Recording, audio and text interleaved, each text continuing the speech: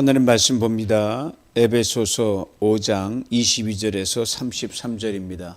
에베소서 5장 22절에서 33절 말씀 제가 읽어드립니다. 아내들이여 자기 남편에게 복종하기를 주께 하듯 하라. 이는 남편이 아내의 머리됨이 그리스도께서 교회의 머리됨과 같음이니 그가 바로 몸의 구주시니라. 그러므로 교회가 그리스도에게 하듯 아내들도 범사에 자기 남편에게 복종할지니라. 남편들아 아내 사랑하기를 그리스도께서 교회를 사랑하시고 그 교회를 위하여 자신을 주심같이 하라. 이는 곧 물로 씻어 말씀으로 깨끗하게 하사 거룩하게 하시고 자기 앞에 영광스러운 교회로 세우사 티나 주름 잡힌 것이나 이런 것들이 없이 거룩하고 흠이 없게 하려 하심이라.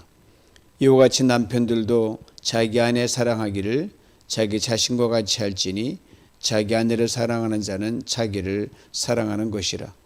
누구든지 언제나 자기 육체를 미워하지 않고 오직 양육하여 보호하기를 그리스도께서 교회에게 함과 같이 하나니 우리는 그 몸의 지체임이라. 그러므로 사람이 부모를 떠나 그의 아내와 합하여 그 둘이 한 육체가 될지니 이 비밀이 크도다. 나는 그리스도와 교회에 대하여 말하노라. 그러나 너희도 각각 자기 아내 사랑하기를 자기 자신같이 하고 아내도 자기 남편을 존경하라. 아멘. 감사주간을 지나면서 그래도 날씨가 포근해졌습니다. 하나님의 은혜의 선물이라 그리 생각합니다. 부부 행복의 첩경. 하나님은 무엇보다 태초부터 지금까지 남편과 아내 부부로 묶어진 그 팀이 행복하기를 원하십니다. 부부가 행복해야 가정이 행복하고 동네가 행복하고 나라가 행복합니다.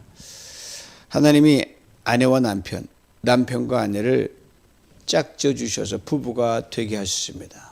오래전 천지를 지으시고 사람을 지으신 시작부터 그리 말씀하셨습니다. 이에 대해 성경 첫 번째 책 창세기에서 이렇게 말씀합니다. 여호와 하나님이 아담을 깊이 잠들게 하시니 잠들매 그 갈빗대 하나를 취하고 살로 대신 채우시고 여호와 하나님이 아담에게서 취하신 그 갈빗대로 여자를 만드시고 그를 아담에게로 이끌어 오시니 아담이 이르되 이는 내 뼈 중에 뼈요 살 중에 살이라. 이것을 남자에게서 취하였은즉 여자라 부르리라 하니라. 이러므로 남자가 부모를 떠나 그 아내와 합하여 둘이 한 몸을 이룰지로다. 저 남자와 여자 한 몸입니다. 한 몸을 이룬다는 표현이 아주 강합니다. 그냥 한 몸 그 개념, 그 원어적인 것을 보면 하나님이 당신의 강력한 슈퍼 글루로 그 어느 누구도 그 어떤 상황도 떼어놓을 수 없이 붙여놨다는 겁니다. 죽음이 우리를 가려질 때까지. 우리 인생은 죽음이 찾아오잖아요. 하나님 정하신 때가 될 때 외에는 어느 누구도 그렇게 붙여놓은 그 부분을 갈라놓을 수 없다 이 말씀입니다.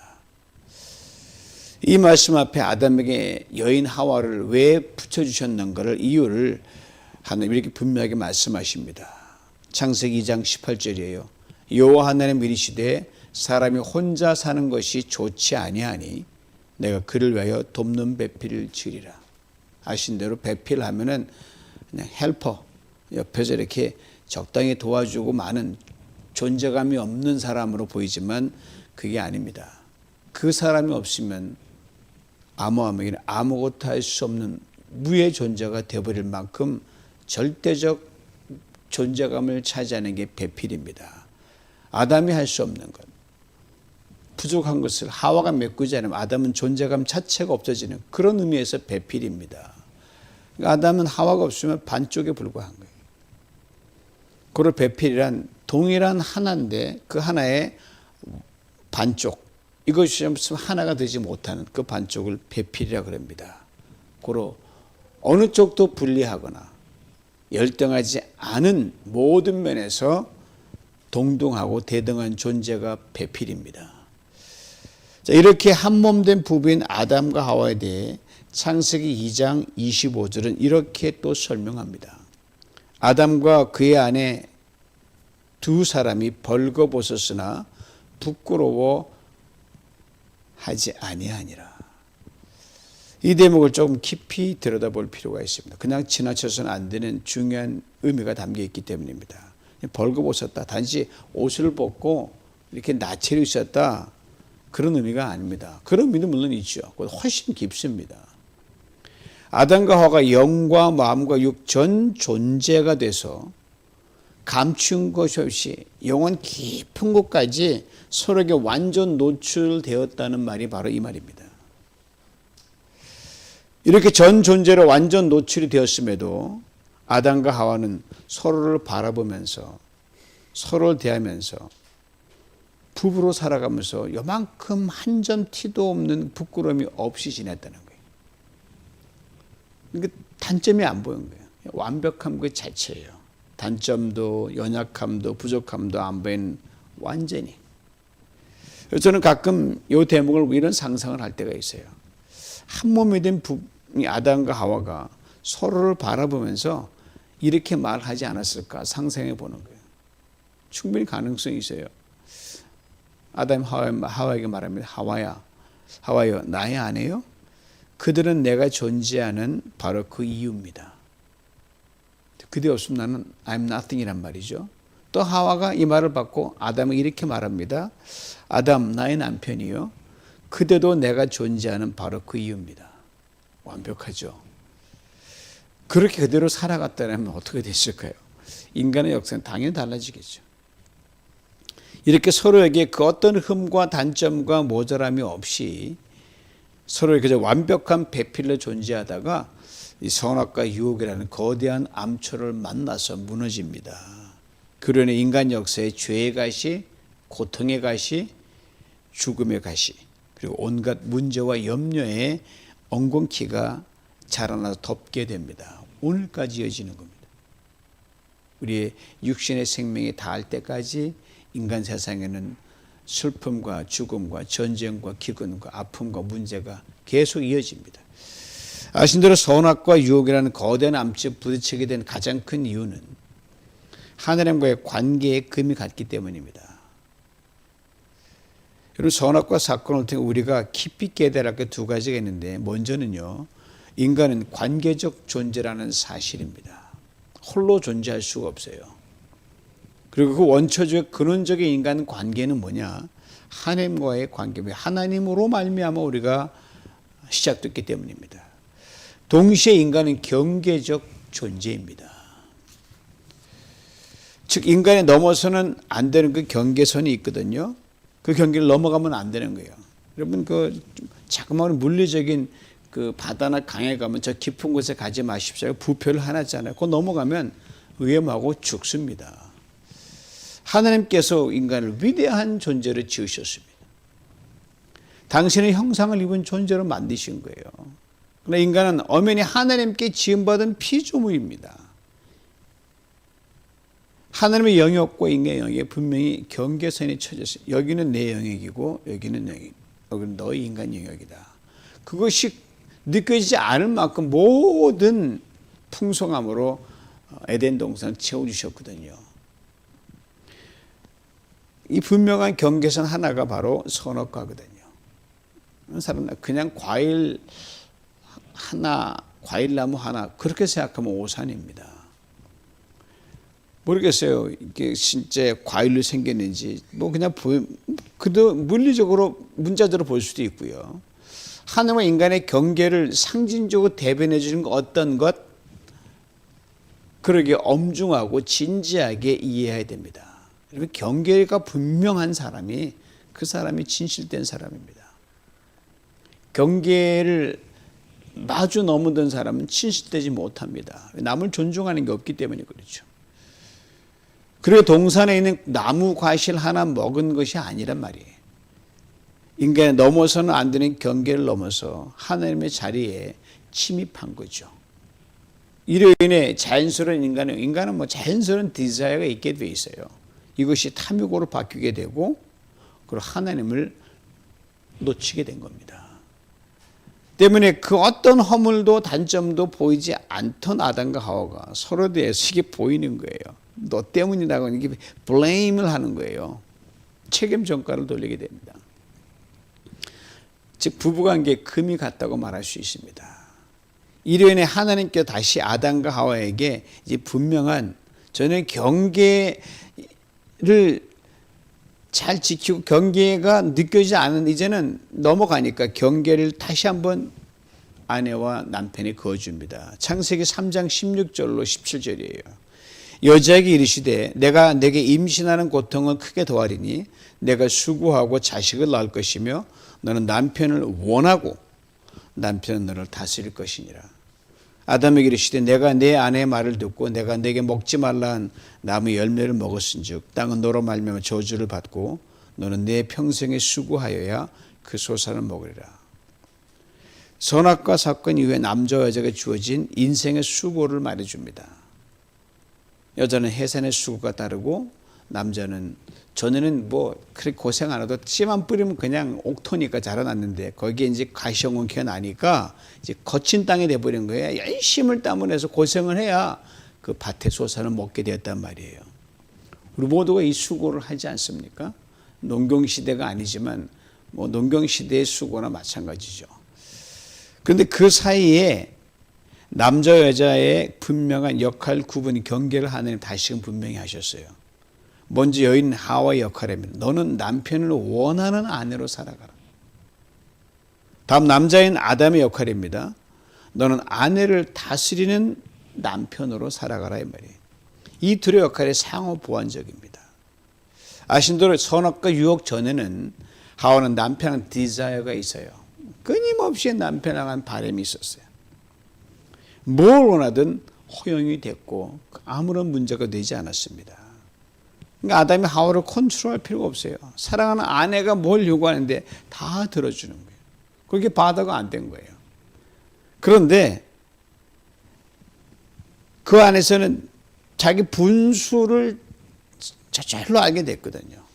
그다음에 경계를 지킬 줄 알게 됐고 지나침이 없었기 때문에 가능한 거예요. 근데 선악과 사건 이후에 아담이 하와의 디자이어를 컨트롤하게 만드셨어요. 이미 한 번 경계를 넘어선 장본인이니까 여자가 선악과를 보고 이 강렬한 이 원함이 발동했거든요. 하나님의 경계를 그때 넘어가 버린 겁니다. 여러분 상대적 남자에 비해 여자가 본능적으로 이 바람이 많습니다. 원하는 바가 많아요.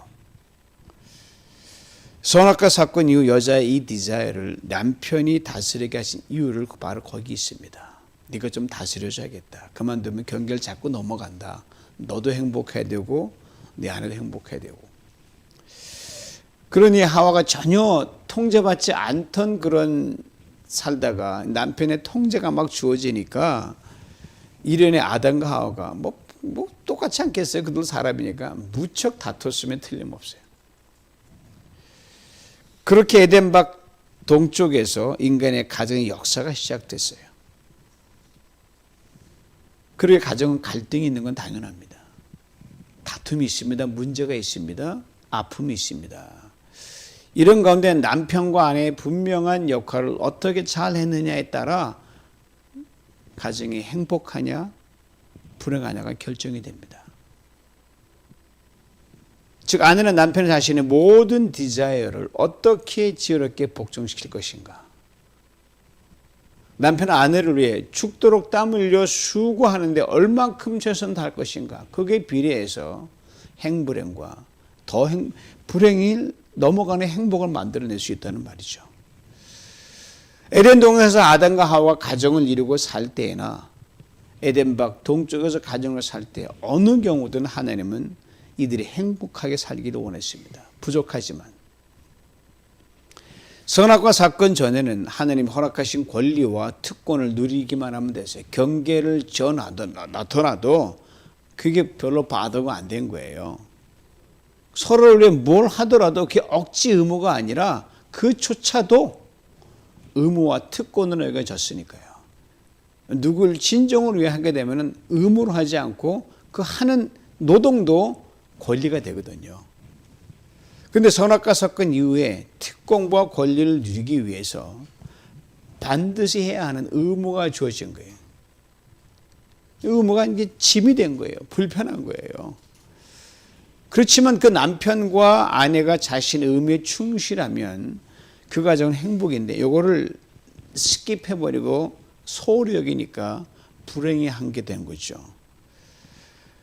그런데 누려하는 권리만 앞서면 그 가정은 불행합니다.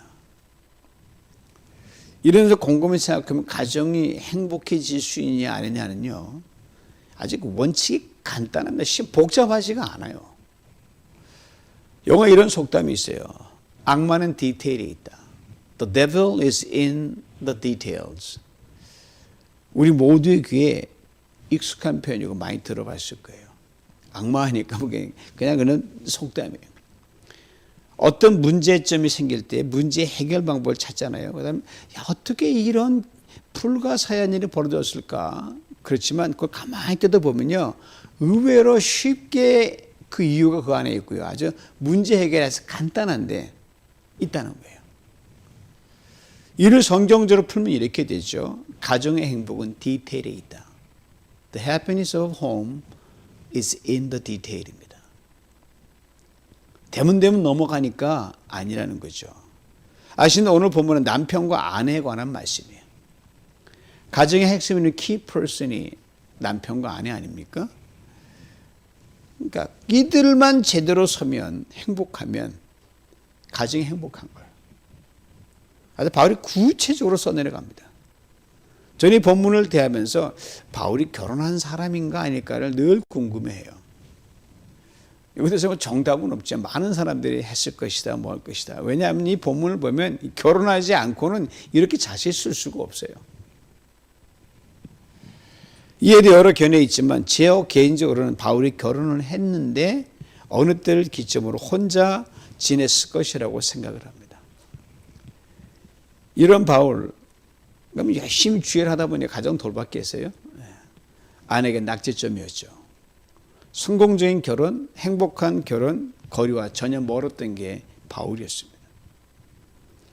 그러게 바울은 에베소 교회 성도들에게 행복한 결혼 생활을 위해서는 구체적인 이런 꿀팁을 내가 준, 나는 잘 안 됐지만 너희들은 지금 행복하게 살아, 이 말이에요. 이걸 편지글로 담아낸 거예요. 하나님 명령하신 남자와 여자가 하나가 부부 이루는 거니까 그건 하나님 대명제거든요. 시작은 22절부터 끝이 33절까지 어디를 봐도 여러분 남편과 아내의 권리는 요만큼도 없습니다. 전부 다 해야 되는 의무만 적혀 있어요. 의무로만 꽉 차 있는. 그러니까 의무만 잘하면 권리는 저절로 주어지는 겁니다. 권리가 먼저 보이니까 이게 일이 안 풀리는 거예요. 그리고 오늘 본문에 대한 배경은 앞서 공부한 창세기 3장 16절로 짐작이 돼요. 바울이 어디에서 이런 아이디어를 얻었을까? 바로 창세기 3장 16절. 바울이 이 성경에 정통한 사람이니까 바로 마지막 부분이에요. 너는 남편을 원하고 남편은 너를 다스릴 것이니라. 순서도 이 부분을 따라 아내를 먼저 오늘 본문에 썼어요, 시작에. 그다음에 남편을 나중에 적은 것이 아닌가 싶습니다. 이 말씀은 바울이 아주 세세하게 오늘 본문에 적어 내려갑니다. 22절을 봅니다. 아내들이여 자기 남편에게 복종하기를 주께 하듯 하라. 복종, 남 밑에 들어가는 거예요. 가서 그 사람의 종이 되는 것, 즉 손과 발이 되는 겁니다. 몸으로 때우는 거죠, 쉽게 얘기해서.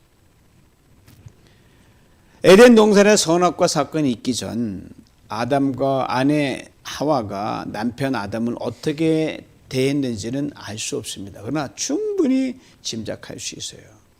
아담의 손과 발을 자청하면서 아무런 부담 없이 즐거이 섬겼을 것으로 짐작합니다. 그때 순수했으니까요. 의무도 기쁨이었고 행복이었고 권리였으니까요. 왜 그리고 아담의 갈빗대에 취했다는 걸 하와가 알거든요. 늘 자신은 내 남편 아담의 품에서 내가 나왔다는 걸 본능적으로 하와는 알고 있었어요. 즉 아내로서의 자신의 존재감은 바로 남편의 그늘 아래 머문다는 것을 하와는 깊이 인식하고 그렇게 여겨 지내왔어요. 남편 아담도 하와를 위해 자신의 모든 것을 희생했으면 두말할 필요가 없습니다. 바울은 이것을 먼저 오늘 본문 앞 21절에서 큰 그림으로 보여줍니다. 그리스도를 경외함으로 에덴 동산 하나님이니까 그때는 그리스도의 경외함으로 피차 복종하라. 대전제예요. 아내도 복종하고 남편도 복종하는 거예요. 아내도 남편에게 복종, 남편도 아내에게 복종. 이 동등한 희생적 관계에서 아내와 남편의 의무를 당부하고 있습니다. 그러기에 아내의 의무든 남편의 의무든 교회와 주님의 관계로 바울은 설명하려고 있습니다. 왜? 기준이 있어야 되니까요. 그러게 남편에게 복종하라는 이런 단서를 달아놓은 겁니다.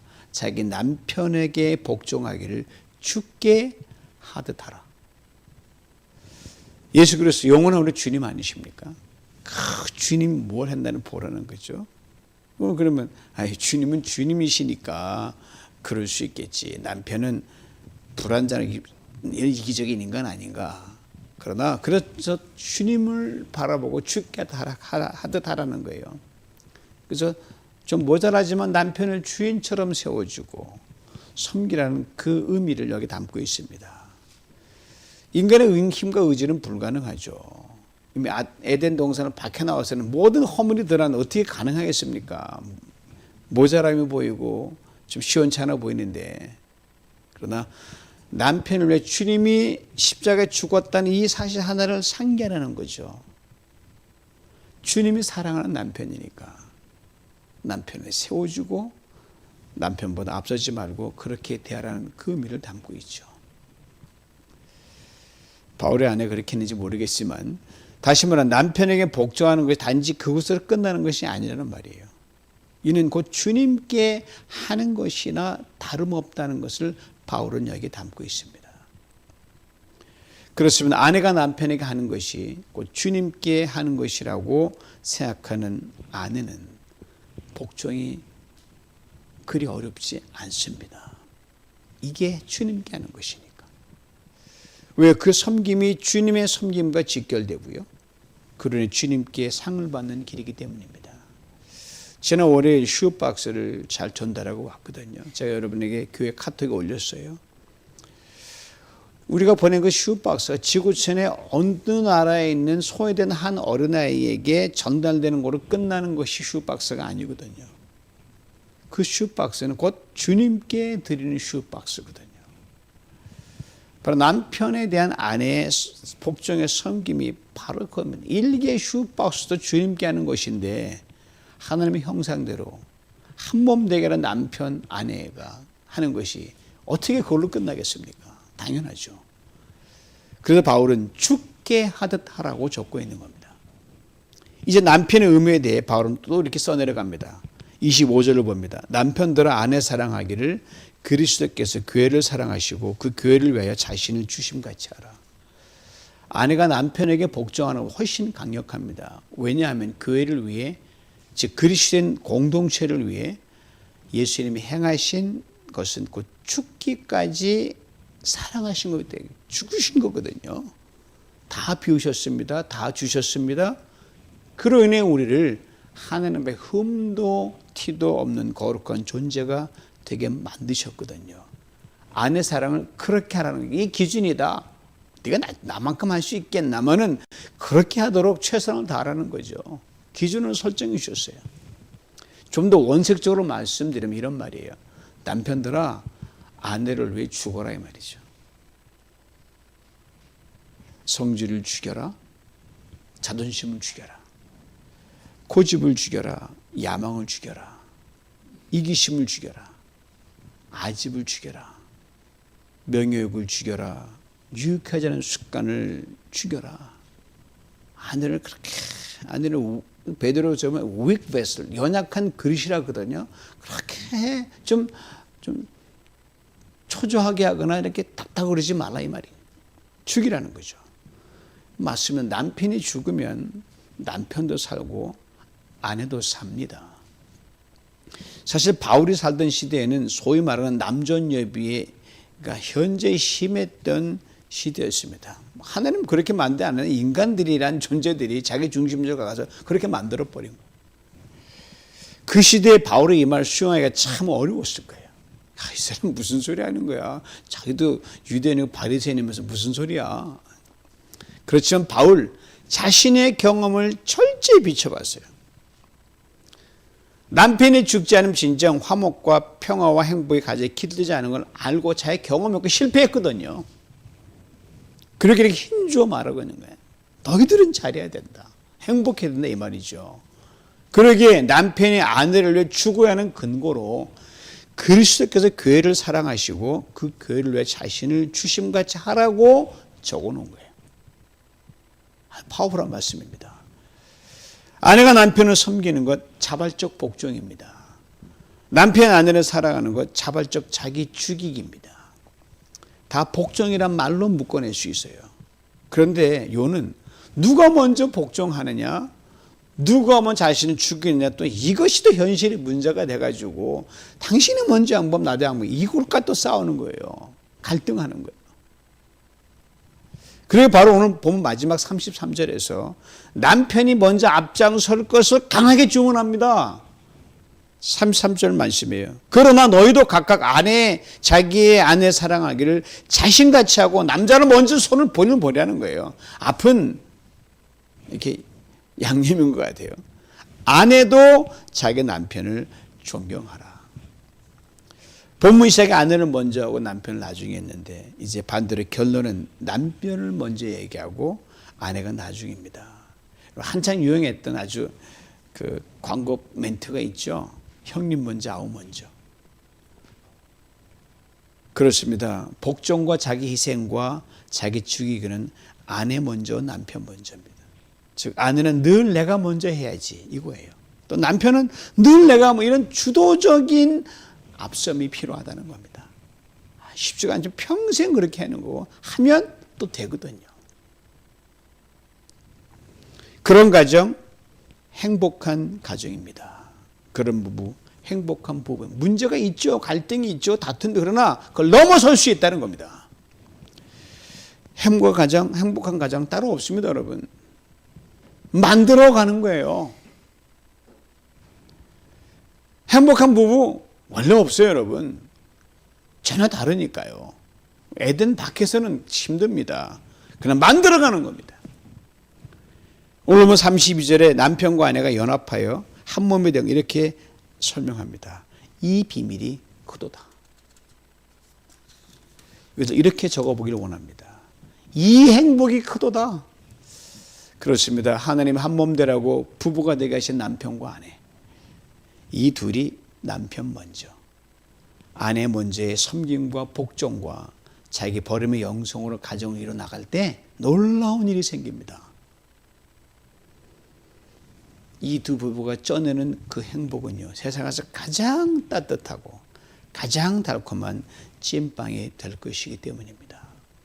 감사절 여기저기 온기가 올라오는 그쯤에 이렇게 한번 행복의 찐빵을 쪄내가는 우리가 되어야 될 줄 압니다. 아내 사랑 남편이 먼저 할 수 있습니다. 남편 존경 아내가 먼저 할 수 있습니다. 엊그제 로잘린 카트 여사가 96세를 이기로 하나님 품에 안겼습니다. 생존한 전직 대통령으로 99세로 최고령인 지미 카터 대통령과 무려 77년을 부부로 회유했습니다. 아내를 먼저 보내면서 카터 대통령이 이렇게 고백했어요. 로잘린은 내 인생에서 내가 이룩한 모든 것에 나와 동등한 파트너였습니다. 동등한 파트너라는 거예요. 배필이죠. 내가 필요할 때 늘 지혜로운 안내자가 되어줬습니다. 내가 필요할 때 늘 힘과 격려가 되어줬습니다. 가장 힘들었던 게 이란 그 사건으로 해서 그것 때문에 정치가 이렇게 레이건한테 대선에 졌거든요. 많은 아픔도 있었어요. 그때마다 로잘린이 힘과 격려가 되어줬습니다. 로잘린이 이 땅에 사는 동안 90년 동안 로잘린이 10대 때고 카터는 20대 막 초반에 결혼한 것 같아요. 나는 늘 사랑받는 존재로 시험받는 존재가 되었습니다. 이제 영원으로의 시간 여행을 먼저 떠난 아내들이 홀로 남아서 자신도 영원으로의 시간 여행을 떠날 준비를 그가 지금 하고 있습니다. 예수 그리스도 안에서 진정 베풀이된 부부였습니다. 그냥 됐겠습니까? 내가 먼저, 당신이 먼저, 서로 먼저 해가지고 이 큰 아름다운 부부의 사랑의 답을 이룬 거죠.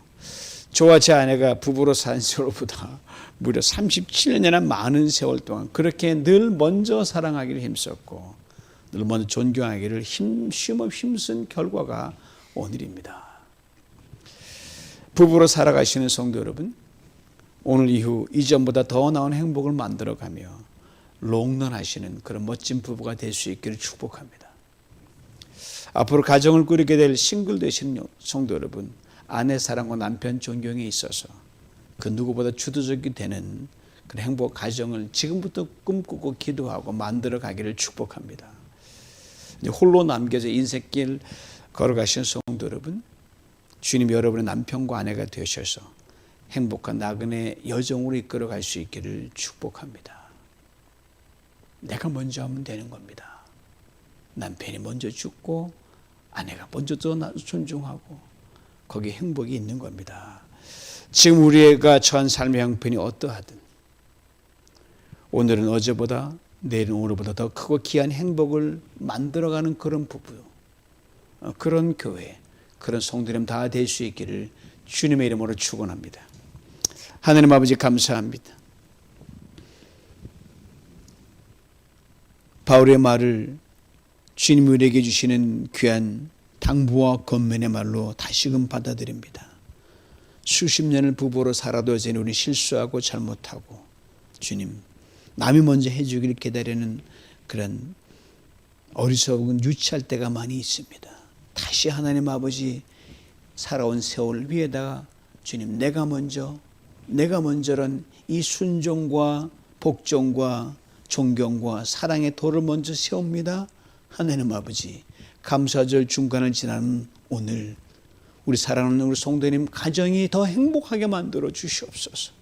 부부가 행복하게 만들어 주시고 혼자로 행복하게 만들어 주시고 우리 자녀들의 가정도 행복하게 만들어 주시고 앞으로 가정 이루를 사랑하는 우리 자녀들 행복한 아내와 행복한 남편 될 수 있도록 성령께서 지금부터 강하게 역사하여 주시옵소서. 예수님의 이름으로 기도하옵나이다. 아멘.